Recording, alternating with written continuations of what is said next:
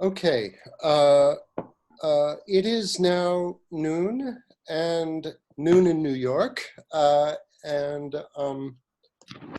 like I said in my initial message, I don't want to postpone for too long. I'd like to get started on time.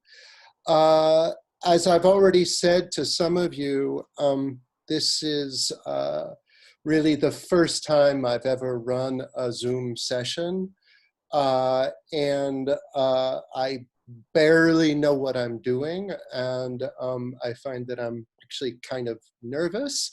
I'm nervous a bit in the same way I've been nervous when I've spoken on the radio, but even more so because I'm in charge of the controls as well.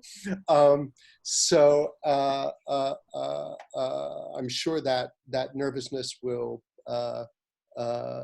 subside as we go on.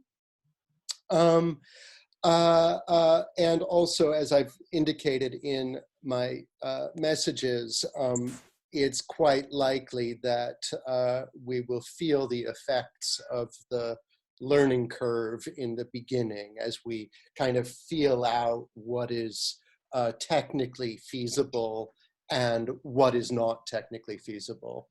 I'm already seeing that there are too many people and it will simply be too cumbersome to have everyone introduce themselves, as I had somewhat hoped to happen earlier on. But we will still allot some time today for all of you and for me to get a sense of who many of the other people are. Now, among my other technical limitations that I'm experiencing right now, I'm not seeing, as I had hoped to see, how to do PowerPoint slides within Zoom. So today, I think we are going to be pure old-fashioned seminar with no visual aids, and maybe later on we can figure out how. Oh, someone just wrote, you can share your screen. Thanks, Tom. For PowerPoint, share your screen. Okay. See, this is exactly the learning curve I was talking about. I think I'm not going to do that just yet because that would slow me down, but I appreciate the input. Now, I gather that the ordinary sort of input from you all is going to take the form of chat comments of the sort I just received. And that's preferable to people jumping in by audio, because if you jump in by audio, there will be a kind of cacophony of different people's microphones. Is that correct? Someone write yes or no. That makes sense, Jacob Greenstein says. Tom says yes. Ethan Curry says yes. Miguel says seems fair. Okay, then that's what we'll do for now. But also, again, we're going to try to figure out ways to have you all jump in by audio, or many of you jump in by audio at least from time to time. Now, a few moments ago, or 15 minutes ago or so, I sent you an email with a kind of a rough schedule. And I'd like to try to stick to that rough schedule as much as we can. And that means preliminary remarks on aims and motivations through 12:15. So we have another 10 minutes to talk about that. And there I wanted to have maybe 10 minutes reserved for the only time during this experimental seminar in which we are going to acknowledge the current state of the world. And after that, it will be, I don't want to say taboo, but it will be kind of beyond our scope, if that makes sense. We will not regularly acknowledge that we are all confined in our homes, and that there's a pandemic outside of our homes, and so on. And yet, in this initial session, I think it makes sense to at least affirm that we're doing this because of these exceptional circumstances we find ourselves in, and because of a sense that in such exceptional circumstances, we have to well, obviously, in the most commonsensical way imaginable, we have to make the best of it, and we have to help each other survive and get through it, which I think for many, many, many people right now means a lot more interactive screen time and a kind of sudden discovery of the true sort of human value that the internet can provide us right now, which is, I think, something momentous and history-making. But also the fact that we need to make use of this time and this transformative moment in history to find new ways to pursue both intellectual edification and also new ways of exchange and community, and what's the even stronger word I'm looking for, truly human colloquy. And so that's what we're striving to do here in this way. But also, I think over the past few days, I myself have been having a strong sense that everything is so up in the air in the present moment. We're so uncertain about the practical payoff of anything we might undertake to do right now, that it really only makes sense to do things we really care about, right? And to do them because they are intrinsically rewarding, not because they're going to help us get a job 6 months from now. I mean, you don't want to totally bracket practical considerations, but if there was ever a time in history to kind of luxuriate in the pure exploration of ideas, it would be now, right? And I thought a lot about different texts to adopt at first. And I thought for a moment about these kind of obvious texts to reach to that would speak to a crisis predicament. And I immediately determined that that would be a bad idea, right? That if the text is too obviously doing a double duty as a work of self-help, then we would too easily go beyond the scope of what we're trying to do here. And start again focusing on the present predicament and the fact that we're all trapped in our houses and stuff like that.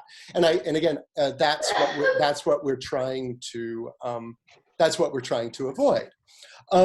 And so a text like Kant's Third Critique, which for reasons that I'll get to soon enough, is a text that that I know very well and that I've been thinking about for many years, also, I think, really kind of hits that sweet spot between being a kind of escape from the confinement of our tiny apartments, but also has something to do with thinking about the present crisis, right? So it touches, for example, or how should I put it? It contains at least some of the conceptual resources that we're going to be needing for thinking about our relationship to nature, which is obviously as urgent as ever. And it's a text that is full of conceptual resources for thinking about practical problems, even if it is not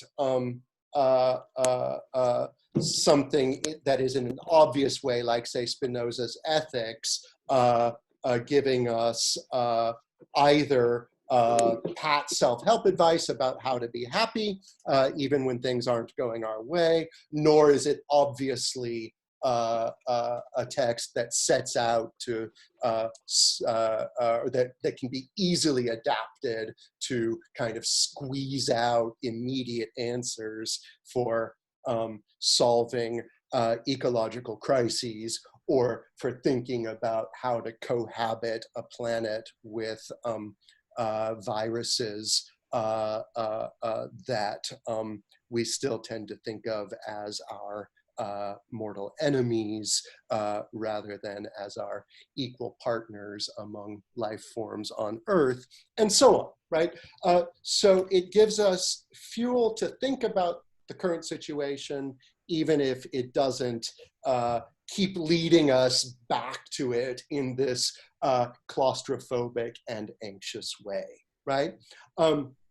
So that is my general kind of reflection on what has led us here together to this point.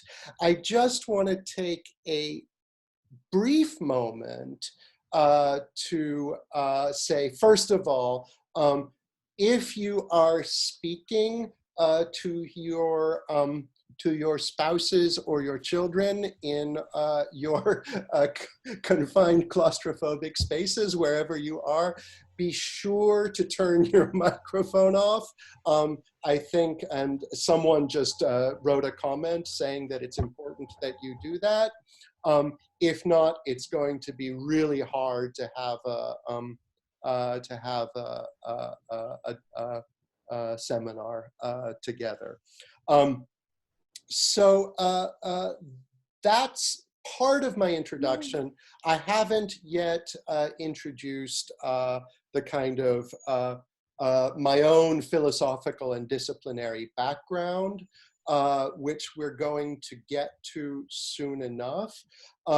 One of the reasons I'm a bit nervous and overwhelmed right now is because there was so much unexpected interest in doing this. I was really expecting to have just, 8, 10, 12 people, in which case I think the dynamic would have been quite different. I don't know how many of you there are right now. I can't even count. You're taking up at least 3 pages, and there are 16 per page. So there's a lot of you. There are 43, Miguel says. Thank you, Miguel. That's a lot, and it's in many respects very heartening also to see a number of people whom I know, some of whom I only know virtually, some of whom were my students years ago, some of whom are my colleagues, and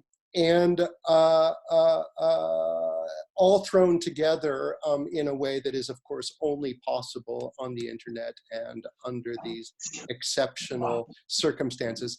I wanted to take a moment, and I mean, this is kind of an experimental moment where we're testing the kind of technical possibilities of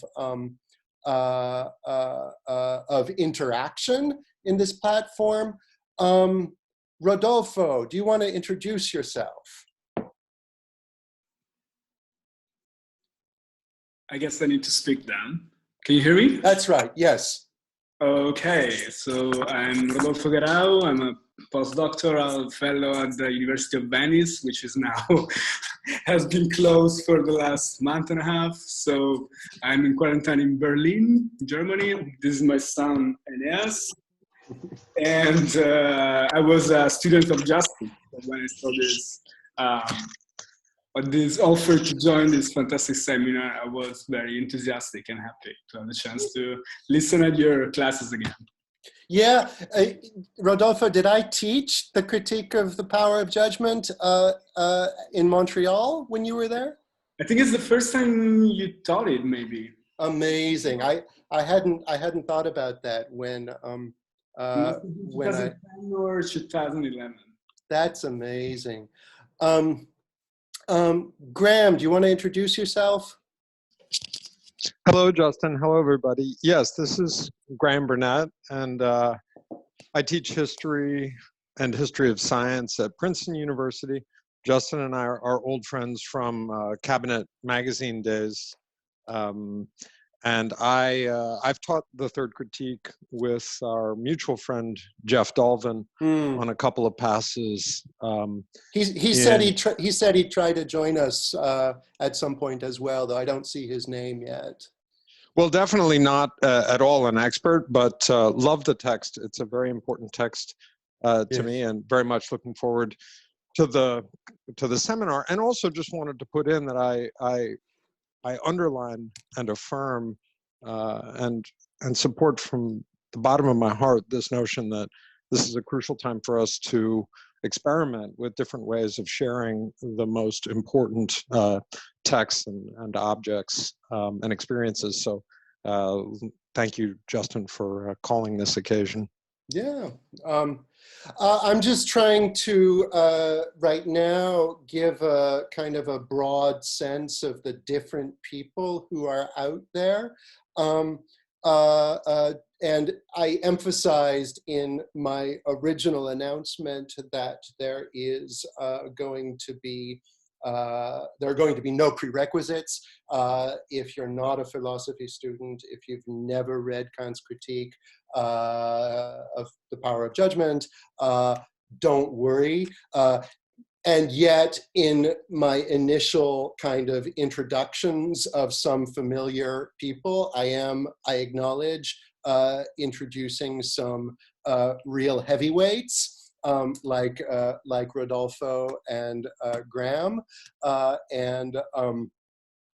that's only because those are the people who are most familiar to me.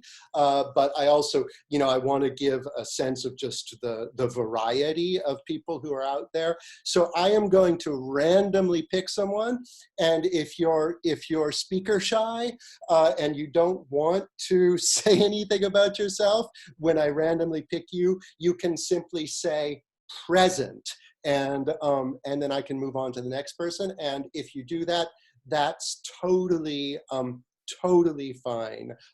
No judgment at all, except judgment in the Kantian sense, but that comes later. So Johanna Wynant, tell us about yourself. Dude. Hi, can everyone hear me? Hang on, yes. I'll start video as well. Hi. Hey. Thanks for having me. I'm a professor of English at West Virginia University. I am on lockdown with my 1-year-old and 5-year-old. So to the extent to which this fits in nap time, I'm here. When nap time ends, I'm out. Okay. So I teach 20th century literature mostly, but work on the intersection of literature and philosophy. I actually know Jeff Dolvin. I didn't know he was going to be here. Oh, yeah. So that's a nice connection. Okay. Thanks for having me. Yeah, I'm really sure. excited about this. Yeah, it's I'll a go back pleasure to being invisible and muted now. Yeah, I think Johanna is a good example of, some of the obvious interdisciplinary fruitfulness of this text, which is another reason that it's I think, and hope, a good choice. It's something that is rightly of interest to people who are not philosophers in a disciplinary sense, and yet who do work that overlaps significantly with philosophy. Okay, I'm just gonna randomly pick on two more people, and I hope it doesn't bother you to be picked on in this way. I think it's, again, just good to give people a sense of who all is out there. Olga, do you want to introduce yourself? Yeah, can you hear me? Yes. My name is Olga Serebrina. Some 25 or 23 years ago, I graduated from the philosophy department of St. Petersburg State University, Russia.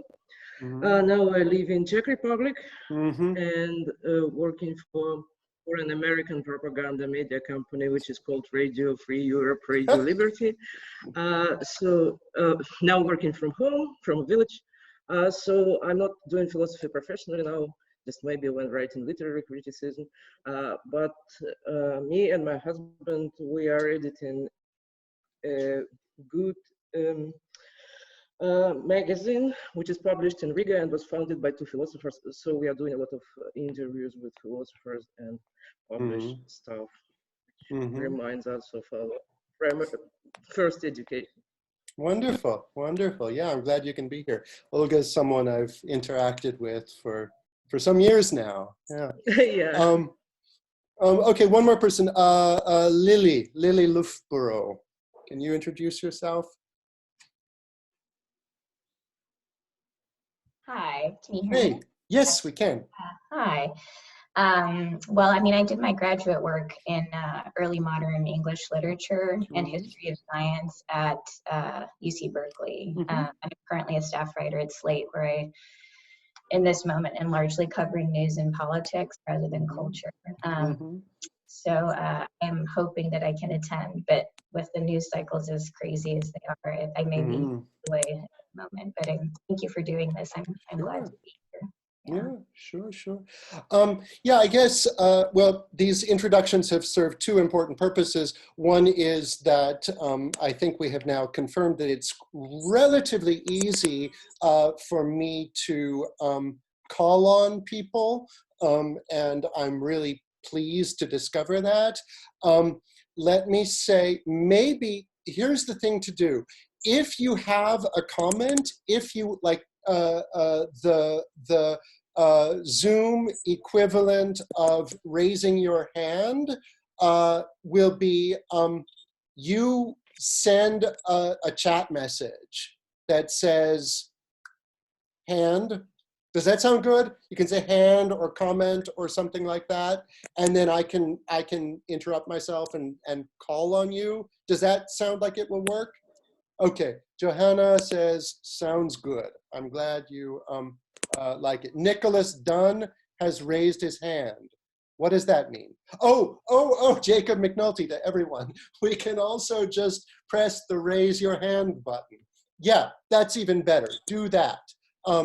Jacob McNulty raised his hand. Does he have something to say? Jacob? No, you just wanted to show us. Okay. Excuse my ignorance. There's an even better way to raise your hand. You just press the raise your hand button.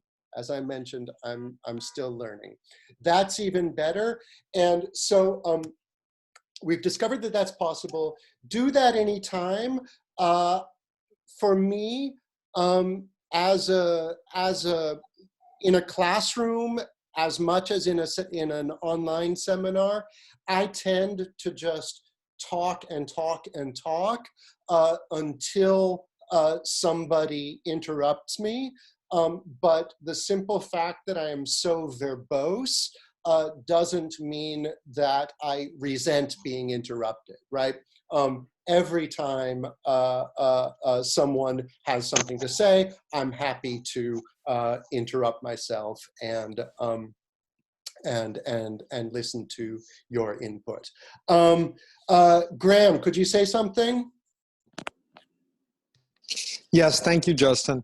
I just wanted to throw in there that, you know, Princeton being on lockdown, we had our first online classes this past week. And so I ran a seminar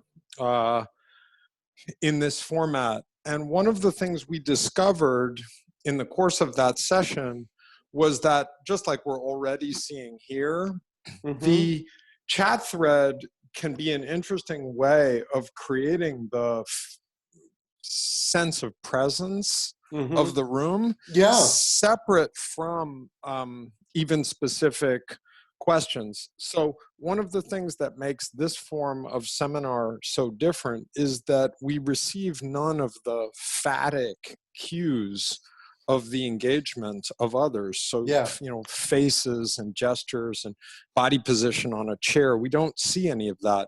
But the chat thread lets people, when a point is made, say, oh, so interesting, or I agree with that, or when some, and so I would say that in addition to saying, I would like to say something, or raising a hand in the chat thread becomes a kind of parallel mood, in a sense, to the presence of the room. If people are comfortable with that, it can become distracting, and we would have to gauge that as we develop a habitus for this environment. But I felt, as I was running the seminar on Wednesday, that it was really valuable for me to feel people out there engaging by means of brief comments in the chat thread. So just a thought. Thank you. Yeah, that's an excellent thought. Thanks, Graham. Yeah, I think as long as you keep it short, so that I'm not constantly trying to read long, thought out comments and speak at the same time, short, kind of emotive comments will be a meaningful way for me to not feel like I'm speaking into a radio microphone, which I don't know if you've ever done this, but speaking on the radio is terrifying because you're speaking to perhaps millions of people and yet you're all alone. I don't like doing that. So indeed, having comments from you is a good proxy, as Graham says, for seeing your every facial gesture and quirk, right? So I'm pleased with the way the technical dimensions of this are going so far. I think we've already decided on quite a bit. And let me also just say, if things seem to be moving slowly right now, don't worry, they'll pick up. We're just getting started. All right, now I'd like to take some minutes to tell you a little bit about myself, in case you don't know me. One of the reasons why there was more interest in this event, the seminar, than I expected, is because I kind of, on an impulse, posted the idea on Twitter, and then it was retweeted, I think, 37 times. And many of the people who retweeted it were people I don't know. And so we grew exponentially, like the lily pads in the proverbial pond. And that means that while some of you are my familiars, others of you are total strangers, which is great. And that means in part people who might not really know who I am. And that might help somewhat to help you understand what brings me to Kant's third critique, and later on, as I'm speaking about Kant's third critique, why I'm saying the sort of things I'm saying. I think I have some scholarly overlap with what I might call in, not in scare quotes, but in italics maybe, real Kant scholars. That is, people who wrote their dissertations on and got tenure thanks to Immanuel Kant. I'm not one of them, but I'm friendly with them and appreciate their work, and indeed we'll be talking about their work very frequently in our sessions to come.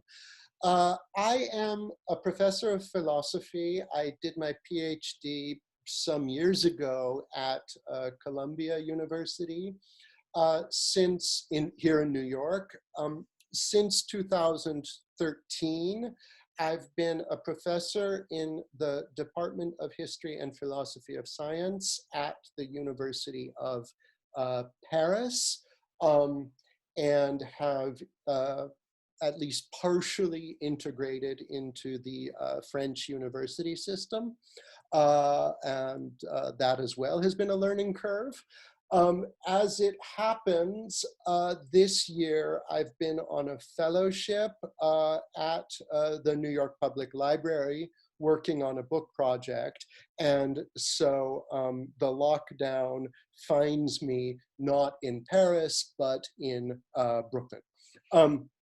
And that is to say that my primary institutional affiliation is French, but I am American by origin, and also am currently and for the known future located in the Eastern time zone of the United States.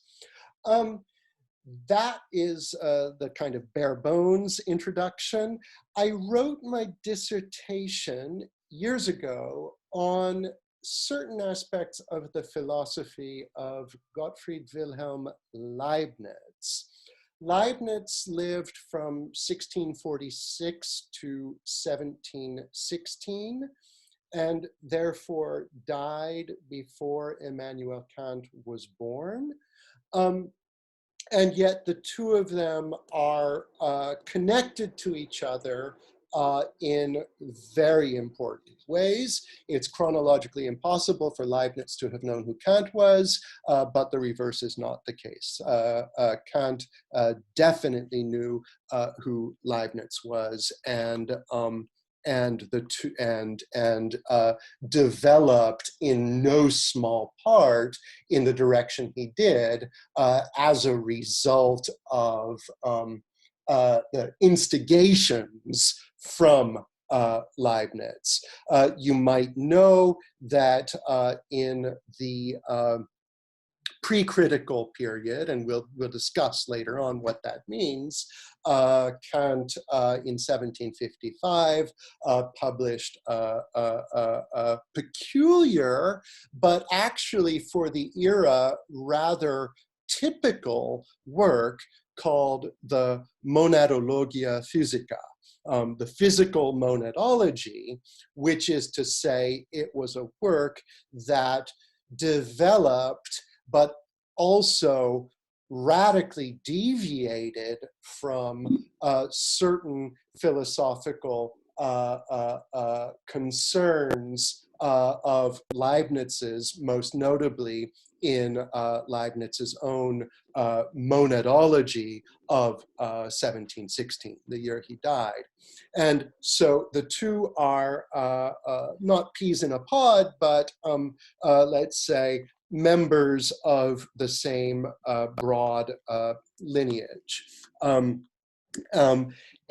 Leibniz is in obvious ways himself a pre-critical philosopher. That is to say, someone who represents everything Kant is trying to move beyond in his critical project, which begins with the critique of pure reason, the so-called first critique.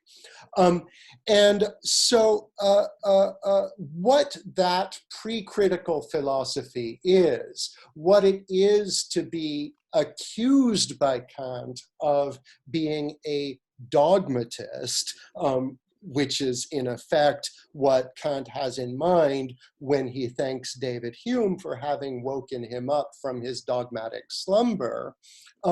In my initial philosophical formation, and if I'm perfectly honest, in my deep philosophical convictions, though for the most part in the seminar I'll try to keep those secret or not divulge too much of them, to be honest, I'm pretty sympathetic to dogmatism of the Leibnizian variety. I like no holds barred, wildly speculative metaphysics where the philosopher doesn't worry so much about the limits of the faculty that is spinning out the metaphysics, right? That's just a sympathy, and that's not in any way to say that I don't value the critical project and think it's important to have to reckon with it. That's all very broad, and we'll keep returning again and again to Leibniz, not just to Leibniz, but also to what you could call the minor Leibnizians, people like Christian Wolff, Alexander Baumgarten, the figures in German philosophy who kind of come chronologically between Leibniz and Kant, and who really represent what Kant has in mind by dogmatism to the extent that they have kind of turned the Leibnizian philosophy into a sort of a new sort of scholasticism. That is, hardened it into textbooks and into university curricula and made it into something institutional and sterile. It happens to the best of them, no matter how radical your philosophy is when you first spin it out. In the next generation, if it's influential at all, it's going to be turned into boring university classes and tedious textbooks, right? That's a law of the history of philosophy. It happened to Leibniz, and that's mostly what Kant has in mind when he's talking about the dogmatists. Okay, that's all very general, and we'll get back to all of that. What does dogmatism mean here? Someone asks, and sorry, I turned my eyes away from the comments for a while, and I'll come back to them now. For our purposes, it is used here as the antonym of critical, and I think what that means is something that's going to take us a few sessions to start to become clear on. So I would recommend just bracketing that question, or allowing that question to frame what we talk about as we go on, rather than to be answered immediately. It's the antonym of critical, and it means something like asserting positive commitment to substantive philosophical doctrines without examining the faculties of the mind that would enable you to have knowledge of the truth of these doctrines. Does that work? Does that sound good as a kind of momentary definition of dogmatism? Jacob says yes. Good. We'll go on. Okay, I'm slipping a bit behind in my schedule, so I've got 2 minutes left to introduce myself and my disciplinary and philosophical background. What I also wanted to emphasize is, and part of why the Kant you will hear about from me, or that I'll develop together with you, is kind of a weird Kant, in that my earliest work on Leibniz and up through my 2011 book called Divine Machines, Leibniz and the Sciences of Life, and then subsequently throughout a lot of what I've done for the past decade, all of this work has been, the way I describe it is, it's been kind of at the intersection between metaphysics, that is, let's say, reflection on the ultimate nature of reality. Again, that's the stipulative, tentative way of describing it, but good enough for now. At the intersection between metaphysics and what we would call today the life sciences, or perhaps more specifically, biology. Biology is a term that was not in use until the 19th century. Leibniz never used the term biology, but it's what interests me.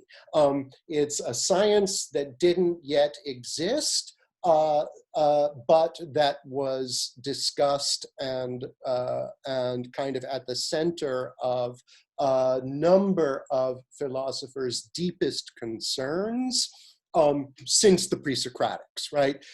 What do I mean by this? Well, the deepest problem for the pre-Socratics that Aristotle thought he was resolving in his own so-called biological treatises, like On the Generation of Animals, the deepest problem of philosophy was how could something that previously did not exist at a later time exist? In other words, how is it that generation is possible, or becoming, in contrast with being versus non-being?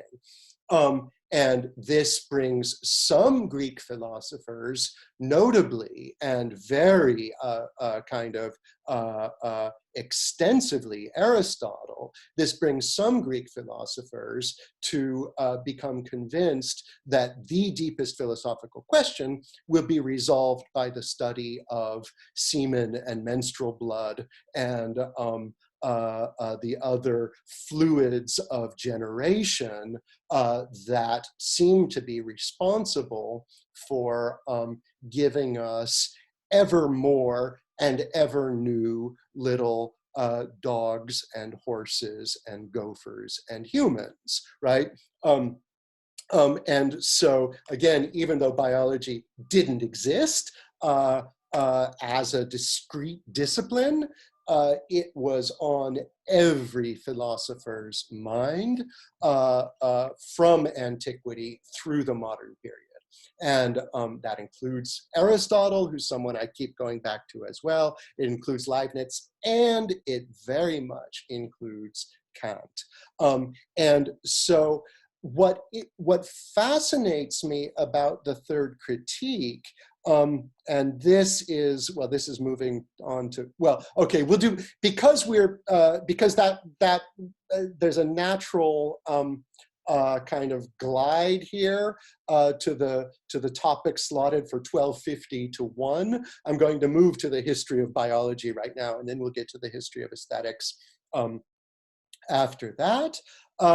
Again, feel free to hit me up if there are any questions. The chat has been pretty silent for a long time, and I'm starting to feel like I'm talking into a radio microphone again. The history of biology, as I've said, is something that existed long before the discipline existed as such. It was a part of what could more broadly be described as natural philosophy. Natural philosophy is something that starts to disappear over the 18th century in the era of Kant himself, and that is replaced by much more, in my opinion, impoverished and reduced conception of the natural world and the study of it that we today call science. And so a lot of what I'm interested in doing with people like Leibniz and Kant is recovering a lost and extinct discipline of natural philosophy and trying to understand it the way these people understood it. And the way they understood it is such that it would have made, it in fact did not, it would have made no sense at all to them to say, okay, now I'm talking about the empirical science stuff, and in a moment I'm going to get to the philosophy stuff, right? For Aristotle and Leibniz and Kant, to talk about empirical microscopy was every much, for example, was just as much a part of their work as philosophers, as speculation on the existence of God or the boundlessness of the universe, and so on and so on. So we're recovering I hear somebody's got to mute themselves. I'm not sure who it is. Oh, it looks like it's Noble Naza. Sorry, Noble. Sorry to call you out like that. Yeah, it's really important that you keep your mic off if you've got family or radio or blenders or whatever buzzing where you are. All right, so we're recovering natural philosophy, and the critique of the power of judgment is an amazing text to engage with if that's what we want to do, in part because it's so unfamiliar. It's so hard to say using the disciplinary terms with which we're familiar today. It's so hard to say what on earth this text is about, right? Some people, if you know just a little bit about what it's about, you might say, oh, that's Kant's treatise on aesthetics. That's what I most often hear from people who've just briefly been exposed to it. Many people who know maybe a little bit more than that also know that it's got all this weird stuff about trees and moss and reindeer and the geography of Lapland and so on in the second part.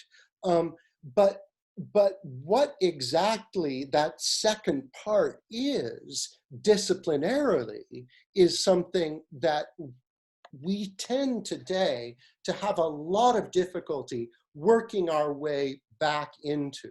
And part of what I want to do is try to understand, first of all, why it's so hard to work our way back into that. And second of all, the kind of million-dollar question that we're focusing on here, to try to understand what on earth these two seemingly disparate halves of the third critique have to do with one another, right? Now, for a long time, there was a general tendency among scholars to assume, first of all, that the third critique was the least important of the three, was the one that you could skip with the least kind of loss among, without, while missing out on the least of among the three critiques. So there was that presumption, a belittling of its value within Kant's corpus. And second of all, a general tendency to suppose that the two halves, the critique of aesthetic judgment and the critique of teleological judgment, were, so to speak, tacked together or paper clipped together in a kind of hasty way by this now aging and tired philosopher who who had two half treatises and decided to publish them together. I mean, I'm exaggerating a little bit. Most people don't say it that bluntly, but still there's a general idea that this is actually just two different topics and it's not interesting for us to try to figure out what they have in common. Now, I'm not original in trying to go against that tendency. I think no one has done more than Rachel Zuckert in her work, the early 2000s. I think the book is from 2007, and I strongly recommend it. We might, in fact, invite her to join us at some point, given that she is housebound like the rest of us. It should be easy to find her.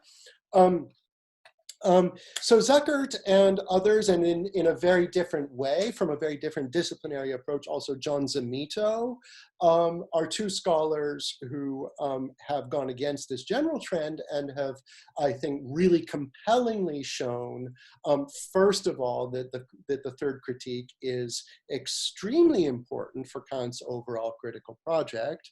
And second of all, that it's necessary to, in order to understand the importance of the third critique for Kant's overall critical project, it's absolutely necessary to understand what these two halves are doing together, right?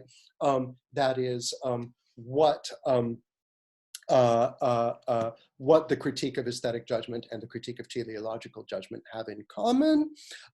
In other words, why Kant was doing, to use our contemporary subdisciplinary designations, why Kant was doing aesthetics and philosophy of biology in the same treatise, right? Given that if you talk to Elliot Sober or I don't know, Kim Sterelny, just to name two contemporary philosophers of biology, and ask them what they think about judgments of beauty in the fine arts or something like that, they'll say, I have no idea what you're talking about. That's not what I do. I mean, actually, come to think of it, I don't know. They might actually have something to say on that. Don't tell them I said that about them. They're surely not as limited as I'm caricaturing them to be. But in any case, qua philosophers of biology, they presuppose that their concerns have nothing to do with philosophical reflections on the fine arts, right? And so what we want to do together is work ourselves back into a frame of mind in which the broad category of natural philosophy makes sense, first of all. Second of all, we want to work our way back into a frame of mind in which it would make sense to conceptualize aesthetics and philosophy of biology as part of the same branch of philosophy and as being kind of driven by conceptual questions that are fundamentally the same in both cases. Does that make sense? Any comments or questions? Okay, so oh man, I'm trying to be super disciplined about time, and I'm already slipping a little bit. But I guess also, so I wanted to say just a few more words about the history of biology, and then about the history of aesthetics. One is well, first of all, Again, I have said that biology didn't exist as a discipline until the 19th century. I used to claim that the first occurrence of the term was in 1804, which is the same year Kant died, by a certain Gotthold or Gottlieb Treviranus. Then some other people found occurrences of it going back even further to the 1760s, I think. And of course, in Greek letters, broadly speaking, the bios was a genre of writing, right? Like you write the life of someone, the vita of someone, that was a bios. And so we do find occurrences of biologia used in the sense, in the kind of the sense of the writing of life, right? Or the rationale of some particular individual's life. That's not the sense we're talking about here. But one of the interesting things about the history of this discipline that didn't exist as such. Oh, thank you, Jacob Greenstein, who just sent us a PDF of Rachel Zuckert's Kant on Beauty and Biology, which is a masterpiece, and you all should read it. Wow, this is actually a respect in which online seminars are preferable to classroom seminars. We could not have distributed a text like that the old-fashioned way. All right, so when I was writing my dissertation on Leibniz's scare quotes biology, my advisors all told me, that's ridiculous, don't do that, there was no such thing. Everyone who knows anything about the history and philosophy of science knows that in the 17th century, when Leibniz spent most of his life, biology was stuck in a rut. It was making no progress at all, and it was rather physics, mechanical physics, celestial mechanics, and everything that you could study in a way that reduces the motions of bodies to mathematics. That's what made huge progress in the 17th century, and that's why there are so many books about Newton's mechanical physics and no books so far about Leibniz's biology, right? And so I had to kind of beg and plead and try to explain to the doubters that in fact, it's more interesting if you are interested in the history of natural philosophy to attend to those historical those disciplines in those historical periods that are stuck in a rut, right? That are not making progress, right? Because that's where people are making the most kind of conceptual effort to come across a breakthrough that they've so far failed to do. And that's where you get really, really interesting philosophical reflection that has not yet become a viable scientific program, right?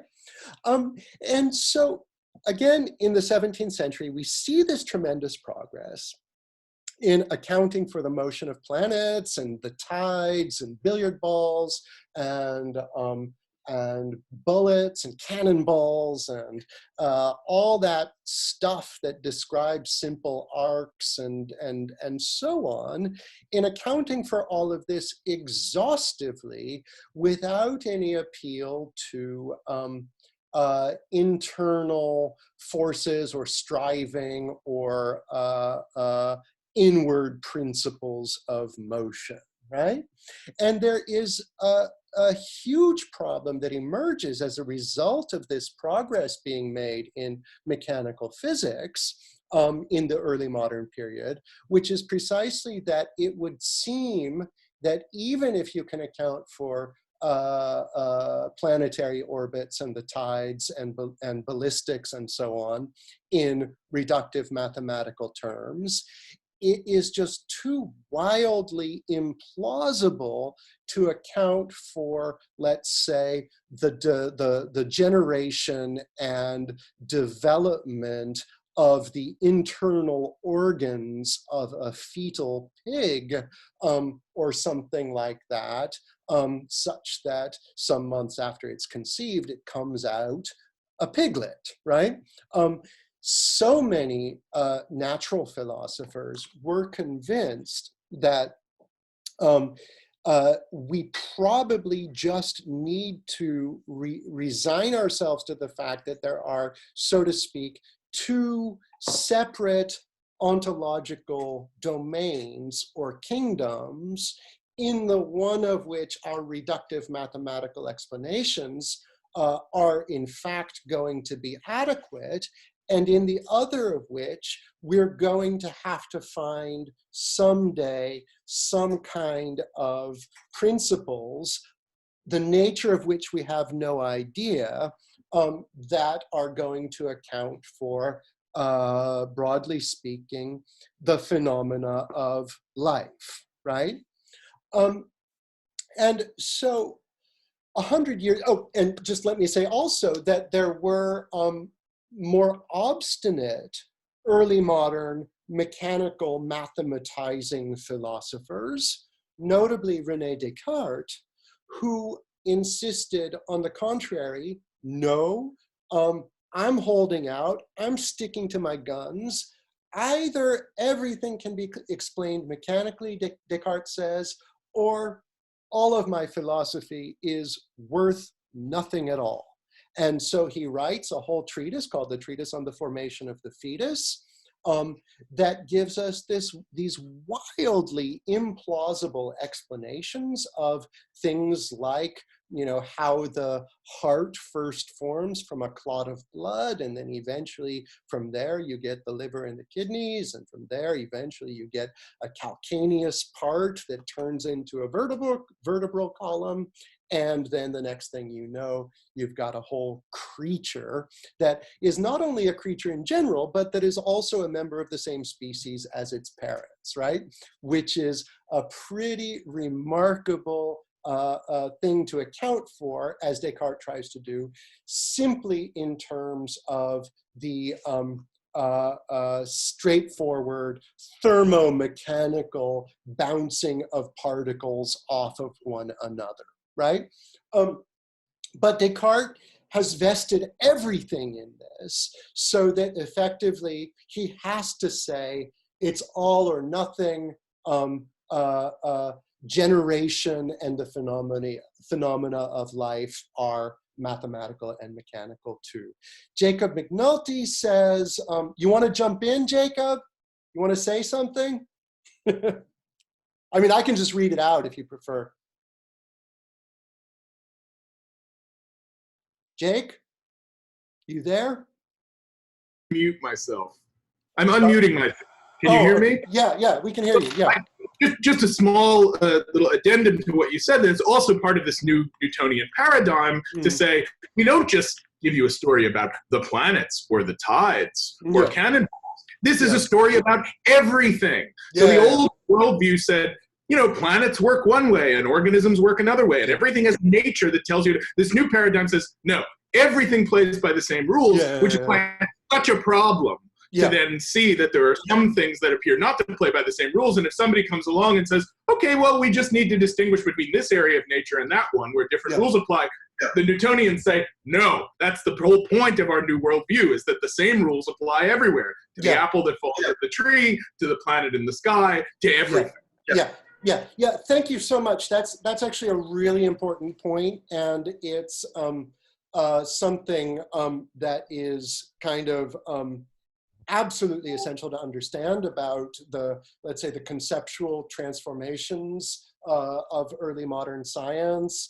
The classic work of Alexandre Koyré, from the closed world to the infinite universe, I think is where we can find a nice kind of compact narration of this transformation.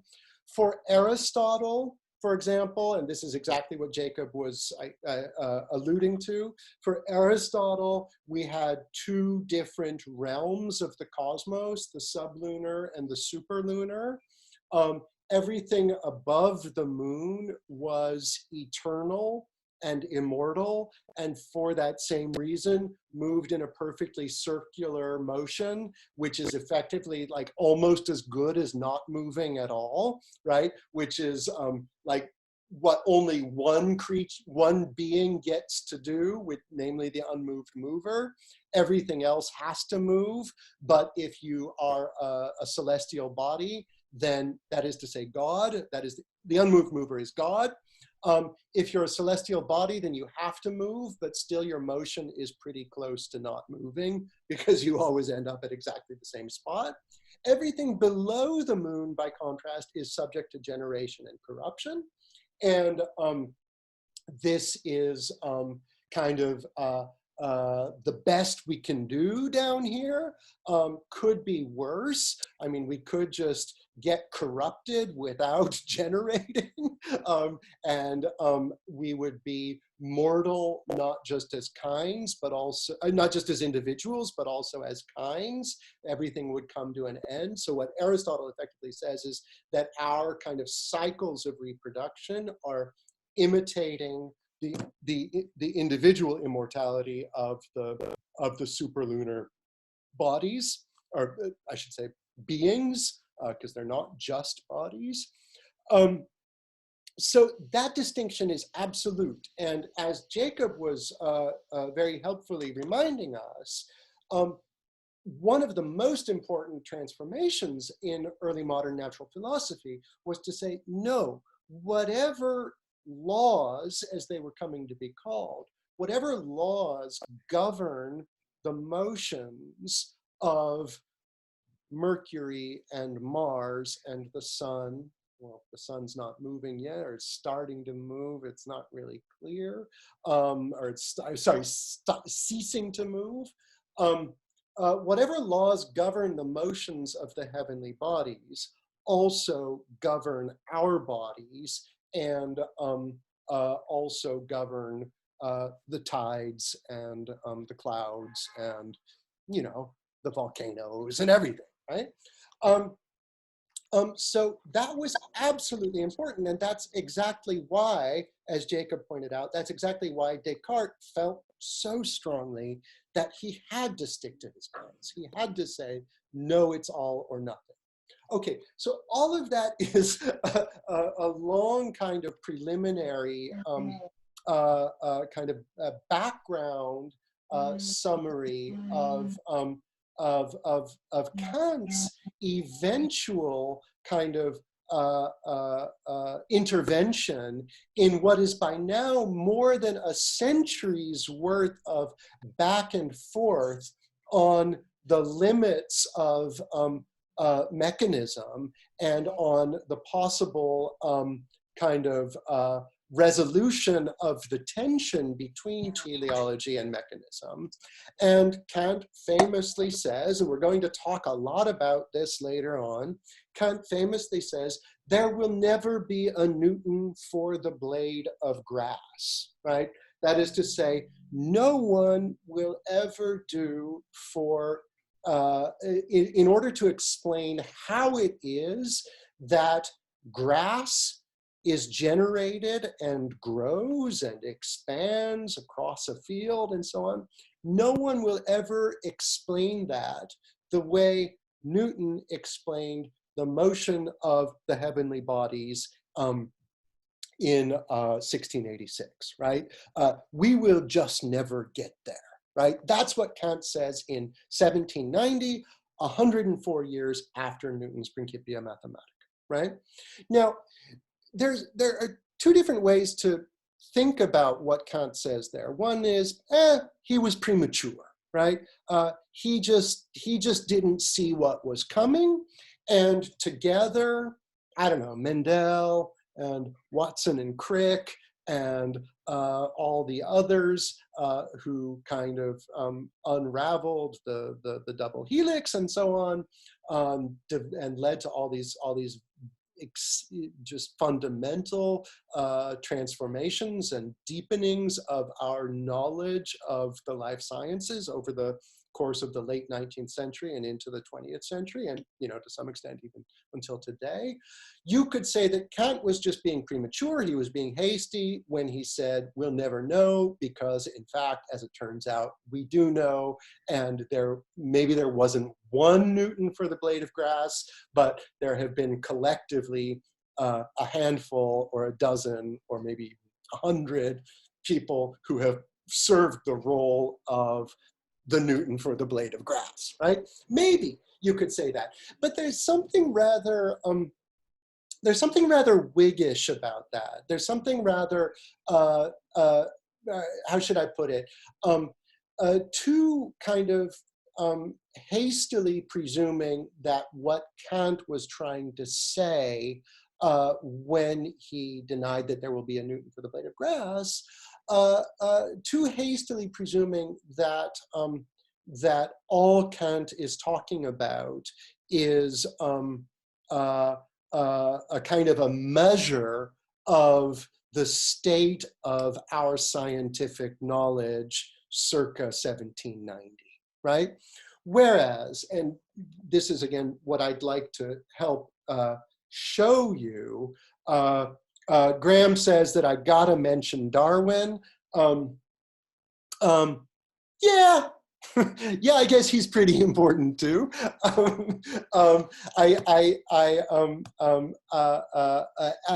Is Darwin the Newton of the blade of grass? I guess we could, Graham says big time. I think that means yes, he is. I mean, we could go back and forth on this.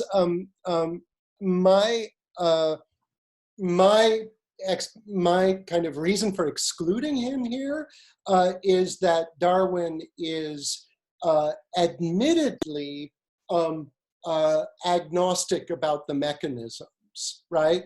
He insists that, like, he says, I don't know, maybe there are some little gemmules, as he calls them, that are responsible for the transmission of heritable traits and so on. But Darwin's gemmules aren't really any better, aren't really more of an innovation than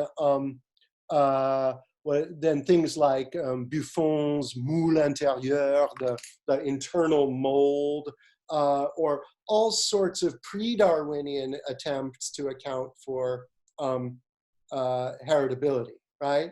So if we're looking for the mechanism, then it's not clear to me anyway that that Darwin deserves the prize of the Newton for the blade of grass. Not to say he's not super important, just to say it's not clear that he's playing that role. Graham, do you want to add something? Graham? Oh, okay, Graham writes, fair enough, don't want to sidetrack us, but evolution by natural selection is a law of staggering force. Absolutely, yes, yes, yes. But I hope it's at least somewhat clear why, at least if what we're looking for is mechanisms, Darwin's agnosticism in that regard is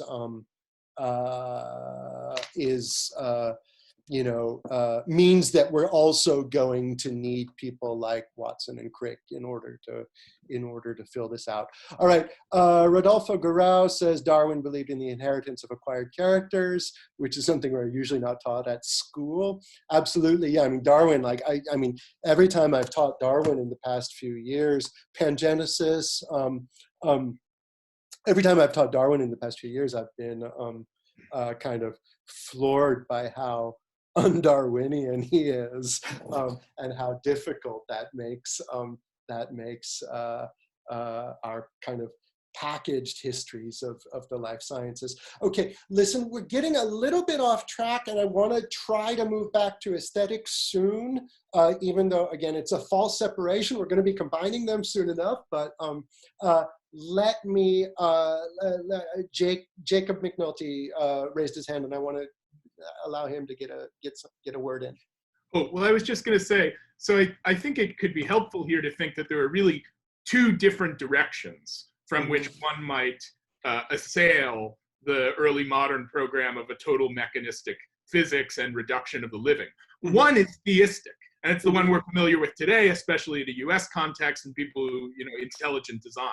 But the other is not necessarily theistic, and it's just from the standpoint of the older Aristotelian worldview, which is really a rival scientific hypothesis that appeals to things like natures, substantial forms, essences, and those two things are different. So the reason I think Darwin can't be the Newton for the blade of grass is he only gets you as far, even in an extremely optimistic view, as, not needing God in the picture. But you could still very well think that the further project of reducing life to matter is in advance a bit, one step by him, as opposed to people like Watson and Crick and those types of people. And I think that's very important in Kant and in these other people, because they're interested in whether life is reduced to matter, but they don't, as it were, want to conflate that with the issue of whether we need God. And for us, today, and especially post-Darwin, we can see it have this much more ham-fisted view of the controversy of, well, do we need God, or does science explain it completely? Then there's this further issue of, okay, well, which science? Biology or physics? That's much less familiar to us today. Yeah. Okay, I certainly appreciate that. Just like 20 seconds of response, and then we'll try to move on. You do, however, have people like Descartes, who would certainly agree that you do not need to invoke God in order to get everything you need to know about, say, the generation of pigs, right? That is the design of a pig, the fact that it's, and I choose pigs intentionally because, they are undignified creatures in our cultural hierarchy. But, on a certain understanding, even for pigs, you've got to invoke God, because the fact that their snouts and their kidneys and their hooves all seem to work together to get their porcine, to achieve their porcine ends, already means for many thinkers that that God is involved, right? And that for pig biology, you already need God. But you've got plenty of people like Descartes, for example, who aren't ready to dispense with God, but think that God is totally irrelevant to accounting for how it is that pigs are put together the way they are, right? And all of this is, of course, in the background to Kant's discussion. I wanted to also mention or just acknowledge Rodolfo's comment that it's by no means just Descartes. There's also the early modern revival of Epicureanism with the 16th century rediscovery of Lucretius's ancient Epicurean poem called On the Nature of Things, which had profound repercussions for the history of science and philosophy. And so Rodolfo is absolutely right about that. Oh, and I'm so happy to see that Risa Takenaka is here now, and she is refreshed to hear us talking about Darwin. So I'm glad you could join us, Risa. Okay, so, and Graham is pushing us to get back to Kant. I agree. I think this was a helpful kind of, no, I don't want to call it a detour. I want to call it more of a trailer, right? Because when we get to the critique of teleological judgment, this stuff is going to be absolutely, absolutely crucial. And the broad history of the life sciences is going to be helpful. You are all welcome and encouraged to read my 2011 book, Divine Machines. I would even, don't tell anyone, but I would even happily send you a PDF of it. In these extreme times, we have to help each other out. Back to Kant. Now, I guess originally I had wanted to talk for 10 minutes about the history of aesthetics, and we're way behind schedule, but let's give it at least 5 to 8 minutes. Aesthetics is slightly older than biology as a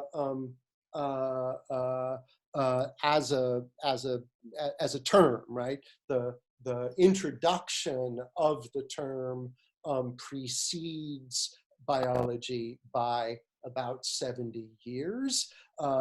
Aesthetics is introduced by Alexander Baumgarten, who was one of the minor dogmatists Kant has in mind. I mean, it's not really fair. He's not minor in the sense that, like, you know, he's got a long Wikipedia entry, which is not the case for really minor people. But he's minor in the sense that no one thinks you absolutely have to read Alexander Baumgarten in order to get a broad philosophical education. Nonetheless, he did something really important. He gave us the term aesthetics. In fact, he wrote a whole treatise called Aesthetics, or Aesthetica in Latin, published, I think, in 1735. Someone might correct me. And now, when, no, 1750? What? I'm way off, and I'm so embarrassed. Ognian, okay, 1735, he introduces the term. There we go. And 15 years later, the treatise comes out. All right. So now there's something worth noting about the term aesthetics, right? What related term comes to mind? Well, you know, obviously, sometimes when people go get their nails done, they describe this as going to their esthetician. Sometimes it's cosmetologist, and actually that word has an interesting etymology too, but we'll skip that. Another term that's related that we might want to think about is anesthetic. When you go to the dentist and they numb your gums, you are getting the opposite of, so to speak, aestheticized, right? You're getting anesthetized. And the weird fact that that same term pops up in these two very different settings can help us work our way back to the original meaning, right? For Alexander Baumgarten, aesthetics is simply the philosophical study of aesthesis, where aesthesis is nothing other than the Greek term for sensation, right? That's all it means. It just means sensation, right? And that is whether you are having a visual sensation of a beautiful work of art, or whether someone is poking your thigh with a needle, right? These are two very different aesthetic experiences in the original sense, but they're both in this very broad sense aesthetic, in that both involve different modalities of sense. And I wanted to emphasize what Nicholas Dunn just wrote. Indeed, there is a famous footnote in the Transcendental Aesthetic, A21b35, where Kant summarizes or explains how we get from Baumgarten's expansive notion to to what Kant has in mind, not only, by the way, in the third critique, but also in the first critique. There's a lot of aesthetic in the first critique in a obviously very expansive way, and given that the first critique has nothing or next to nothing to do, for example, with the fine arts, right? Okay, so I'm learning to incorporate chat comments as I'm speaking, and they're very helpful. Keep them coming. If I look a bit flustered, it's because I'm sometimes looking away and trying to process what's coming in. This is a new skill for me that I'm going to be getting better at, I hope, over time. So let me just say also more broadly that, like biology, aesthetics doesn't need to exist as a term or as an explicit discipline in order for us to read, for example, Aristotle's Poetics in a survey course on the history of aesthetics, right?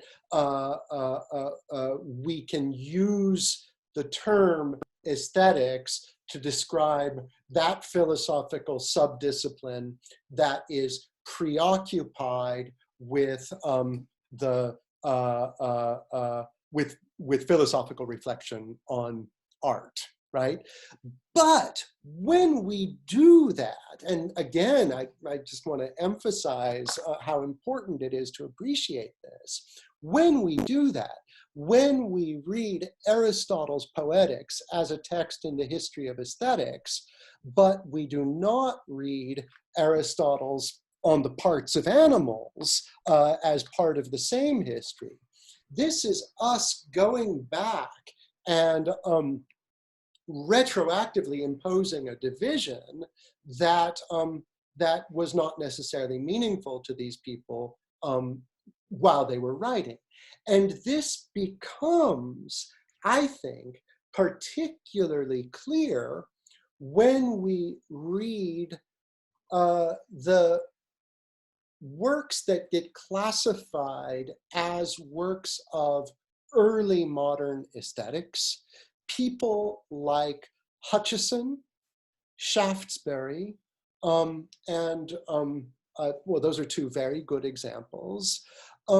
Authors who generally get included in anthologies of classic works to be taught in a survey course on the history of aesthetics. And yet what we find when we're reading them is that they're just as preoccupied, in particular Shaftesbury, with looking at and reflecting on the irreducibly complex wonder of the moss that covers a rock in a garden as they are in looking at a painting, right? And so what we call aesthetics is actually, it's not just the retrojection, the projection back in time of a disciplinary division that wasn't conceptualized, as we might say for biology, right? Where, you know, we can be pretty sure that even if Aristotle didn't call the generation of animals biology, he's asking biological questions. By contrast, it's not at all clear that, say, Aristotle on tragedy is at all part of the same discipline as Shaftesbury on the aesthetic experience of looking at moss on a rock in the garden, right? And so whatever wariness we should have about the retrojection of our categories when it comes to biology, I think all the more when it comes to the history of aesthetics. This is something that, that we have retroactively shaped into a subdiscipline of philosophy. And Kant plays a crucial and absolutely pivotal role in in our effort to understand the historical reasons why we came to carve out this subdiscipline. He plays a crucial and pivotal role, and at the same time, he's overlapping with a different world, inhabited not just by Baumgarten, but also by people like Shaftesbury, where the primary questions of what we now call aesthetics were very different. Does anyone have anything to add? Graham, do you want to add anything about the history of aesthetics?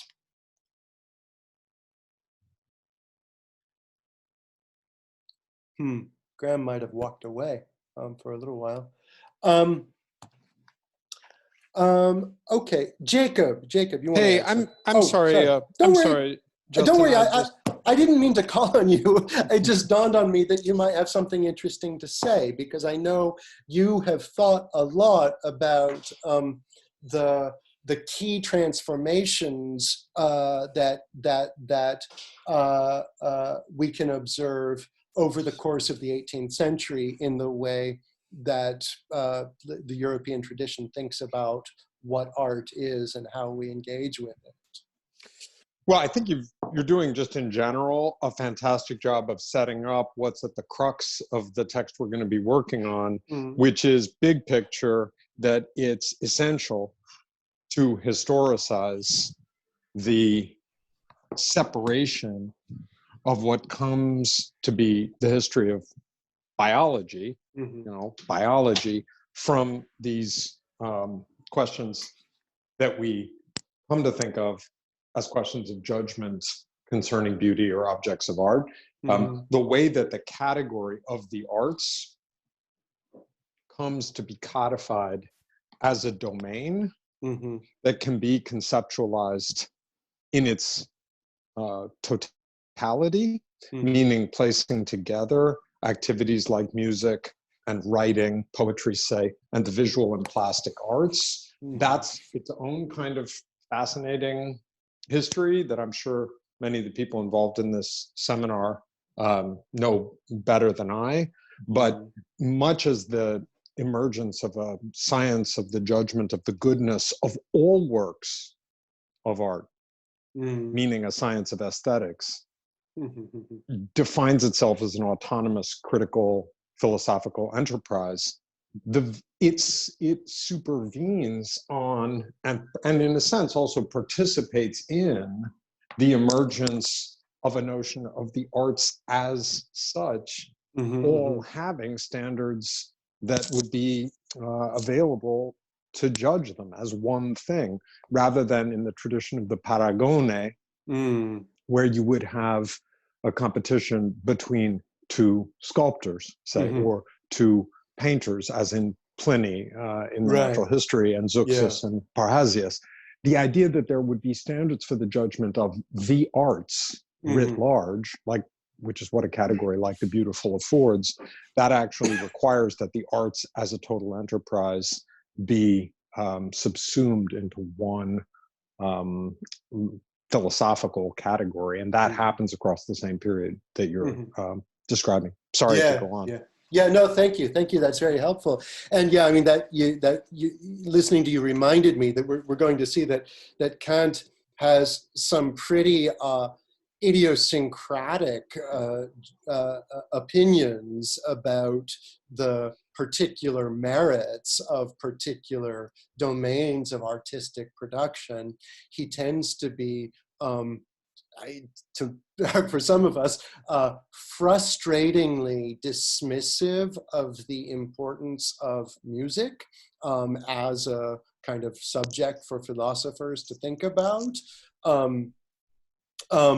And he's also ready to, I don't want to say dismiss, but to account in a diminishing way for forms of creative production that I think for many of us, and certainly for me, are extremely interesting and worthy of attention, notably what we might call folk arts or crafts, or also what we more recently would call indigenous art. Kant has a way of accounting for these forms of human creativity and ingenuity that pushes them out of the center of, let's say, highest regard. And we'll get to that, and I think it's problematic and interesting. And also, here, my own convictions line up somewhat more closely with his, for thoroughly argued philosophical reasons. He also excludes gastronomy and wine tasting and other such domains in which judgment comes into play, for being obviously only at most able to yield subjectively valid judgments. This wine tastes good to me. Therefore, it's not the same as our judgment standing before a painting, where we feel inclined to say, no matter how difficult it is to justify this, we feel inclined to say, not this painting is beautiful to me, but this painting is beautiful, right? All right, Jake McNulty wanted to say something. Yeah, go ahead. It's just a very small point, but I've heard it said sometimes, well, why does aesthetics emerge as a separate philosophical subdiscipline? Answer: it tracks a development in the arts themselves, which at this period in history are constituting themselves as a separate, self-standing sphere of human activity. If you go to the, in the ancient world, and even up until Kant's time, people think of art as sort of very much mixed in with lots of other things. I mean, all this great music by Bach and all that we have is part of worship or part of ritual or part of liturgy. And it's really with Kant and maybe the Romantics, and he's sort of tilting over into Romanticism, the beginnings of the idea that, well, art is something that exists for its own sake. It doesn't exist to glorify God. It doesn't exist to teach you something. It doesn't even exist maybe to give you pleasure. It is its own thing, to put it somewhat inelegantly. And how, people have said, and I don't, I can't vouch for this myself, I'm just a philosopher, I'm not a historian, but, Adorno, for example, talks about this all the time, that this is really a very historically specific thing. In the ancient world, art is not that strongly distinguished from craft. Techne, or from even different kind of political or diplomatic practices. These dramaturgical arts are part of these political rituals where different people bring tribute and things like that. And so it's really very, very local and historically specific, this idea that art is its own thing, and so we need our own, this kind of sub-discipline of aesthetics to study it as its own thing. Yeah, thanks. Yeah, I think you are fleshing out and corroborating the comments we just heard from Graham Burnett, who is a historian, that this isolation, or you might say coming into focus of the arts as a distinct domain of human activity, and also, let's say, a well-defined set of different forms of creative production. The fact that this came into focus when and as it did is very much a result of developments in the period to which authors like Kant are responding. They're kind of, taking up something that's already there and processing it. And yes, Graham also corroborates in turn your point, Jake, that the dynamics of secularization are relevant here. The motion of this now kind of quasi or vestigially sacred activity of creating music and tableaus and things like that, this thing that used to be done ad maiorem gloriam Dei, is now being done for some other reason, and people are at pains to give an account of what that reason is, right? All right. I'm a little bit behind, and I appreciate all this input, and I don't feel like we're being irresponsible by letting ourselves explore ideas, even if it knocks us out of the strict schedule a little bit.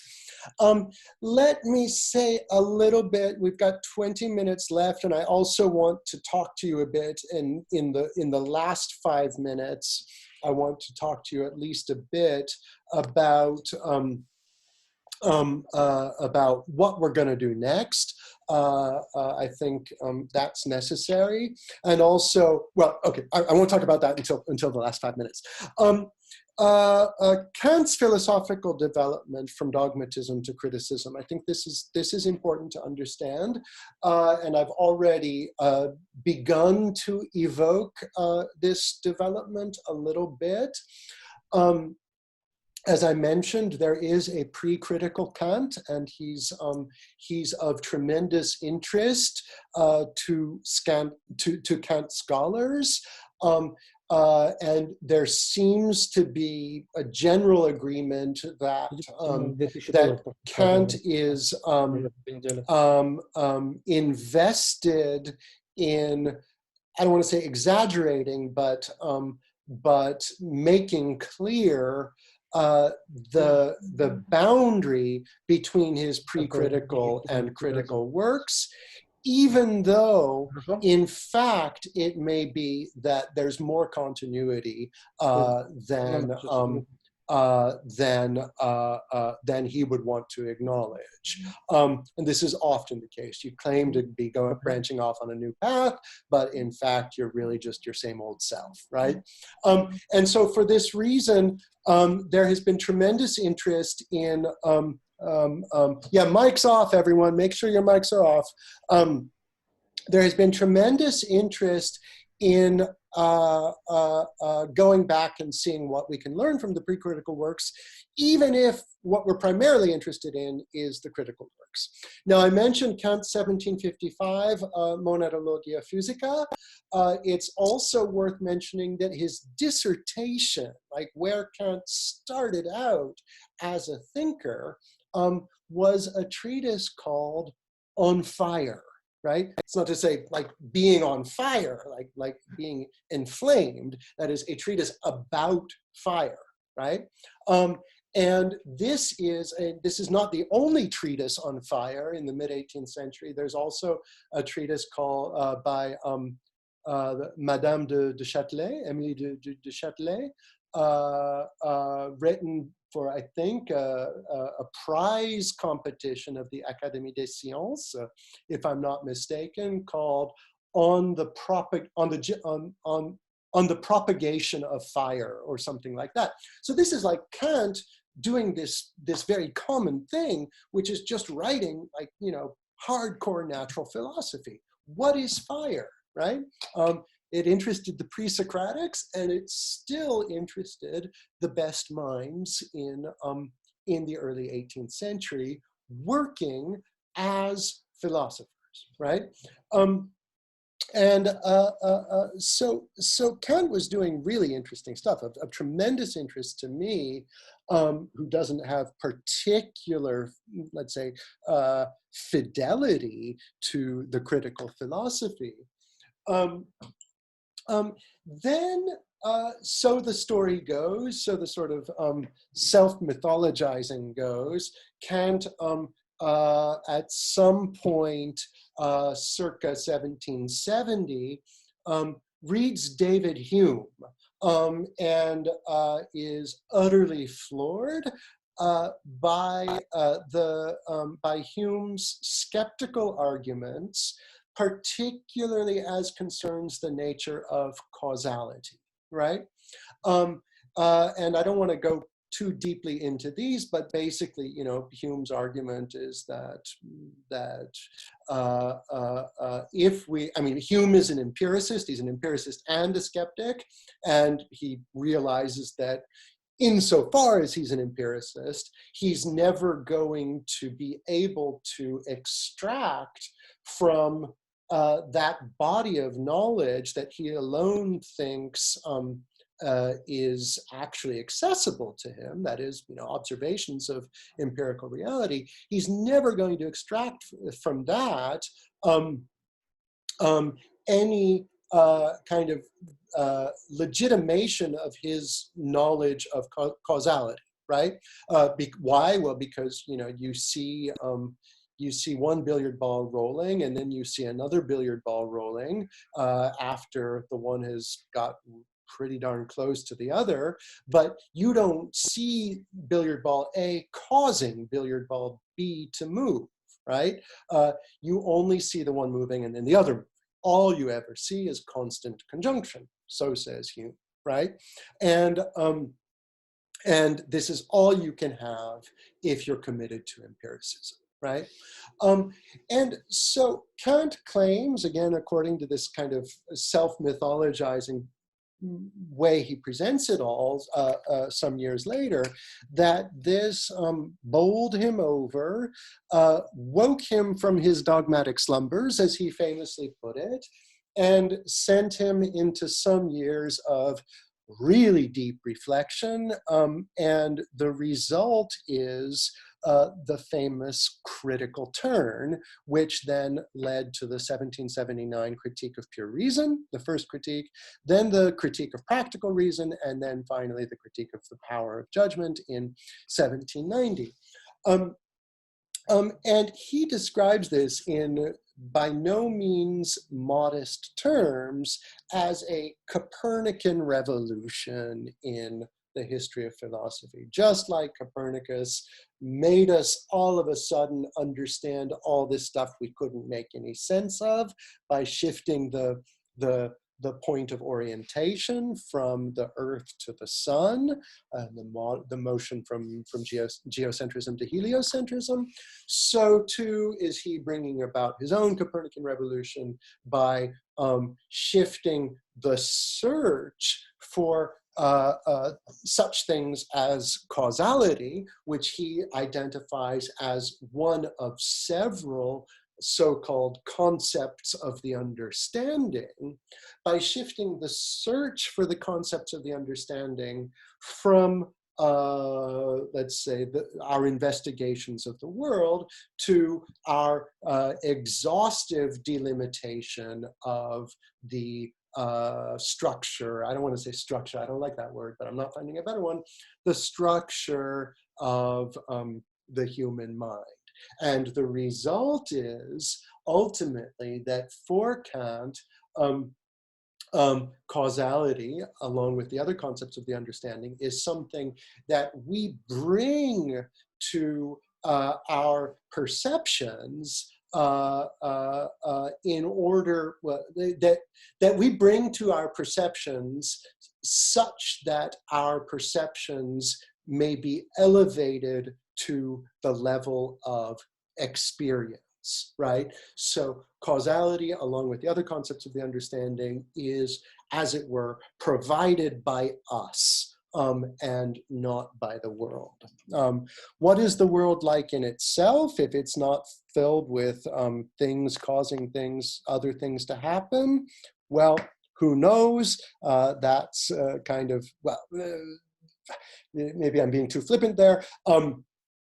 The nature of Kant's idealism is such that we can come up against that boundary, we can give an exhaustive account of experience, we can give an account of the transcendental ideas that regulate experience, but we can't say anything about what lies beyond that boundary, right? And so that's the fruit of the critical turn in the first critique. It's a crucially important work for really exhaustively, deeply understanding Kant's critical philosophy. And then we move on to the critique of practical reason. If the first critique engages with questions of metaphysics and epistemology, the second critique engages with questions of practical philosophy. In other words, what we sometimes call moral philosophy, the line and the different work that those different terms are doing in different periods is a very complicated issue. But in general, first critique asks, what do I know? Second critique asks, what ought I to do, right? Those are the two kind of structuring questions for these two major works, right? And then finally, we get to the third critique, which seems, again, it doesn't afford us in the same way as the first two an easy kind of guiding question, like what can I know, what ought I to do? What is the guiding question of the third critique? It's a bit more of just a pure question mark, right? Without the clear question. Some people have said that the third critique is tying up loose ends left from the first and second critiques. Some people are saying that it is not so much tying loose ends as providing the bridge between the two. It's like it plays an absolutely crucial role. It's not an appendix-like role, but a crucial bridging role between the first two. And it's certainly true that there's a lot on the aesthetic in the first critique. There's a lot about judgment in the first and second critiques. And so it's certainly true that if all you wanted to do was to understand the first two critiques, it would not at all be a waste of time to read the third critique, right? It would really help you help shine light on what Kant was trying to do in those two. But again, our purpose is to take it on its own terms, to invoke the first and second critiques only to the extent that they can help us understand the third, and not vice versa. That's just, it's not intrinsically better what we're doing. It's just you have to define your aims somehow. So we're trying to take it as a work in its own right, of value in its own right, and not as a bridge between the first two. And obviously, if we're looking for that question that structures the third critique in the way that the first two are by the questions I already posed, we could say that, it's like, well, what is judgment? I mean, I guess, it's worth commenting for a second on the term judgment. It is usually what we translate the title of the work not as the critique of judgment, but as the critique of the power of judgment, though in fact we see both translations. The great edition from Geyer and Wood that I pirated to you all, don't tell anyone, has gone with power of judgment, and that's because they're trying to capture morpheme by morpheme the German Urteilskraft, where the second element, Kraft, really does suggest a power, not something. If you have a power, you might not necessarily be exercising it at each moment, but it's always there and ready to be exercised. That's the sense of Urteilskraft, or power of judgment. So we're going to see all sorts of reasons why the question, what is judgment, is important for Kant. We didn't get to begin to discuss them as much as I was anticipating today, but in effect, for Kant, there are different kinds of judgment, and he's an extremely systematic thinker. So every time you see a term introduced, you almost invariably find him distinguishing this term into several different senses. And the most fundamental distinction for judgment is that between determinative or determining and determinative and reflective judgment. It's the latter that's going to be of most interest to us in the third critique, whereas it's the former, determinative judgment, that is primarily at issue when Kant discusses judgment in the first critique. So when you make a determinative judgment, you are subsuming a given particular under a universal. That is to say, for example, these tweezers are pink. We already know what the universal pink is, or pinkness, if you like.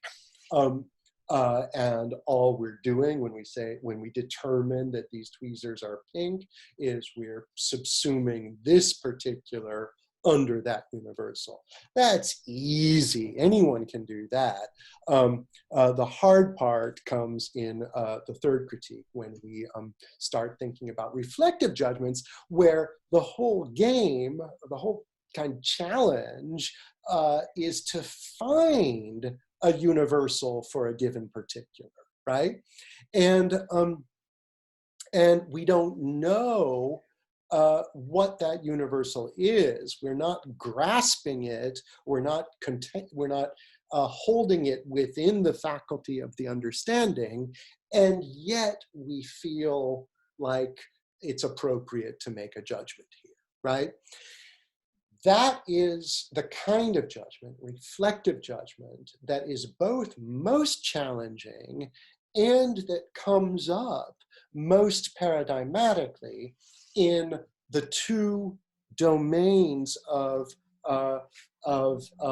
human experience that are of interest in the critique of the power of judgment, namely aesthetics and teleology.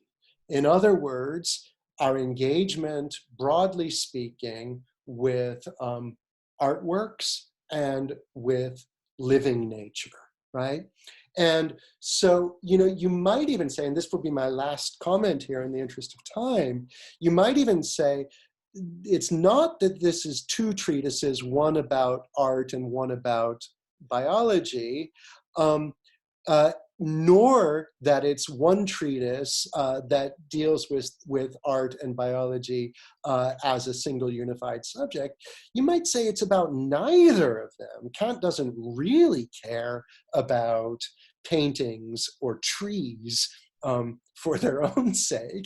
He cares about them because they're illustrative of something he actually cares about, which is judgment, right?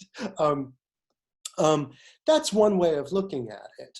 And so as you're starting to see, I think this work just, is just like, it's got a huge glowing question mark hanging over it. And even to specify what it's about is a real challenge. And and Graham and Jacob are both jumping in with huge, really important questions. Jacob, another suggestion for how they relate. Beauty and biology show us that morality and natural science can be reconciled. Yes, yes, yes, yes. That's the part of the bridging of the first and second critiques that I didn't get to, that I wanted to. That's the best explanation for why we tend to think of the third critique as a bridge. Graham says, but Justin, what about God? And then gives us a smiley emoji, which indeed helps.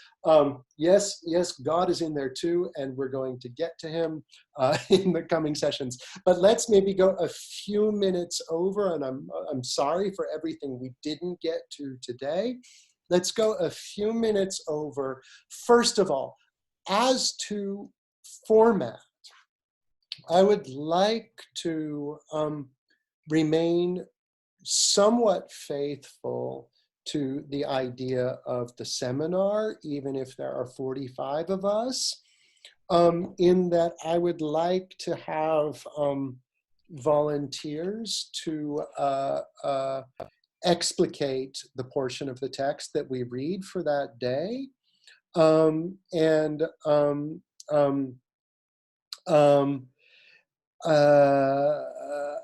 not sure how to run that, but give me a bit of chat-based feedback. Do people think that's a good idea, or do you just want to hear me talking it up all the time? I'm waiting for chat replies. Huda asks, will this be saved to watch later? Yes, I've recorded this. I only learned today that that's possible.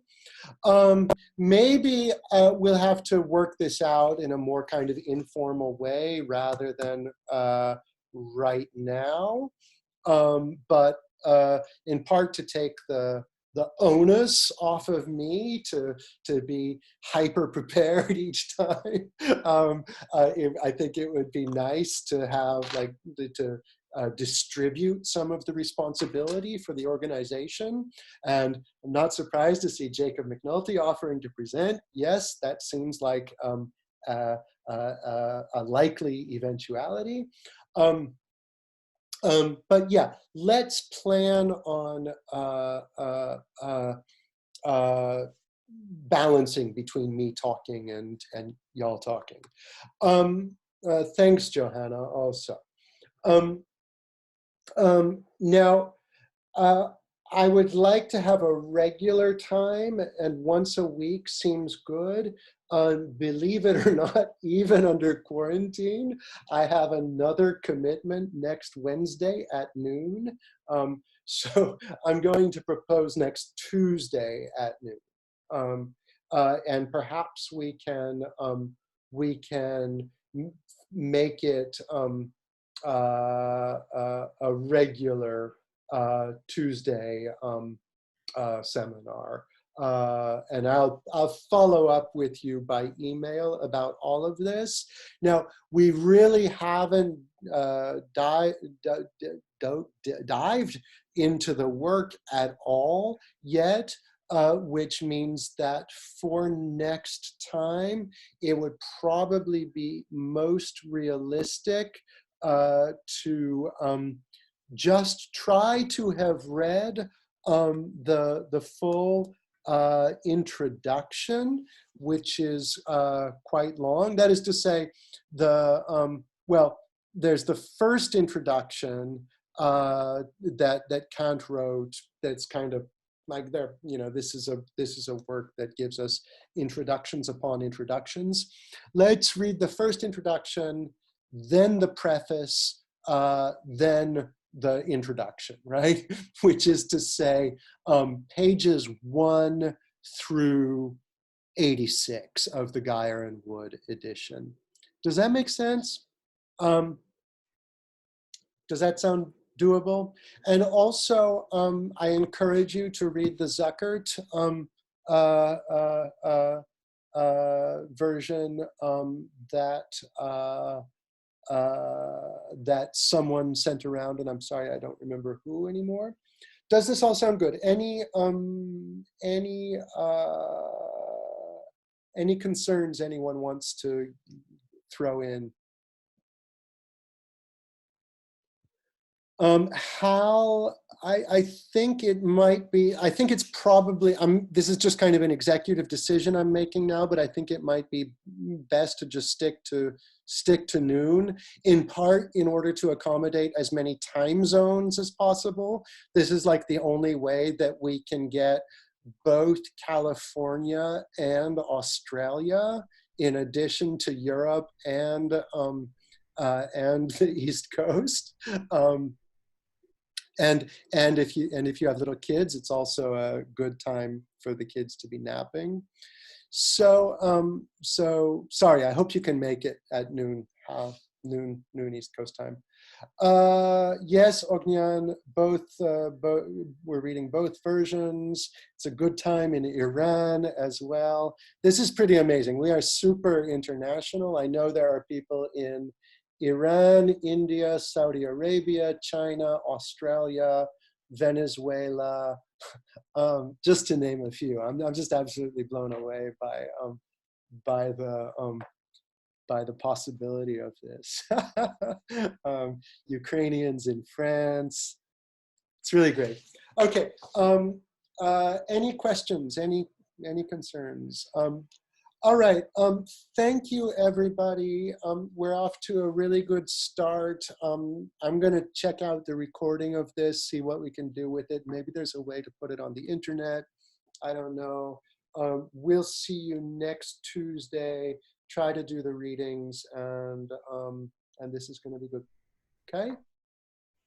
All right. We'll see you next time. Bye-bye.